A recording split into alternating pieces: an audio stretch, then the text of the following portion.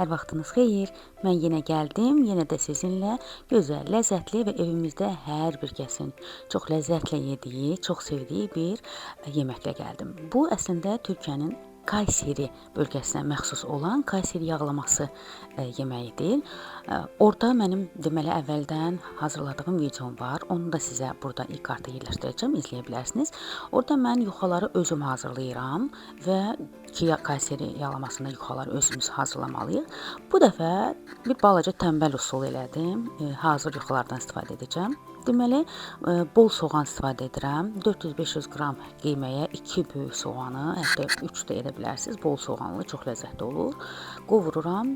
1-2 diş sarımsaq da əlavə edirəm. Qırmızı biber əlavə edirəm. Yaşıl biber də əlavə edə bilərsiniz zövqə görə.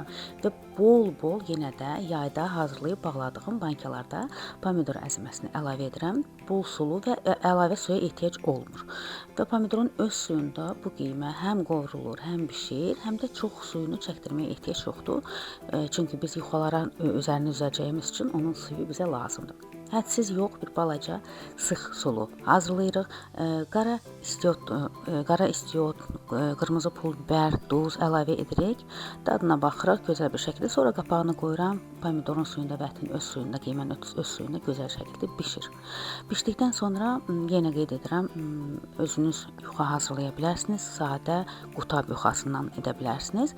Mən burada hazır yuxalardan istifadə edəcəm. Hardasa mənim yuxalarım böyük diametrdə idi deyə artıq 10 ədəd getdi. Amma daha kiçik diametrli yuxa götürsəniz, daha hündür, hardasa 15-16 yuxa olub tort kimi qat-qat hündür edə bilərsiniz. Bu yuxaları sevirəm. Bunların da ölçüsü böyük olduğu üçün bu cür hazırladım.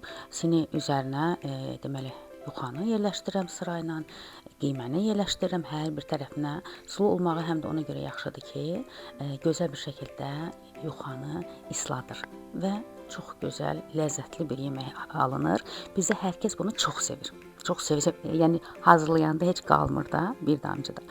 Və bu cür yəni yuxalar çox qalındırsa bir qədər gözləyin, islansın, özünə gəlsin. Yox, nazikdirsə dərhal da keçib nuş edə bilərsiniz. Məndə bu cür alındı. İnci yuxalar olduğu üçün yenə qeyd edirəm, balaca yuxalar olduqda daha qat-qat və tort kimi hündür alınacaq. Sarımsaqlı, qatıqlı yeməkdə fayda var. Çox ləzzətli, çox gözəl alınır. Siz də hazırlayın. Nuş edin. Videomu bəyəndinizsə mütləq like edin. Rəylərinizi gözləyirəm. Paylaşmağı unutmayın. Salamat qalın. Gələn videolarda görüşərik.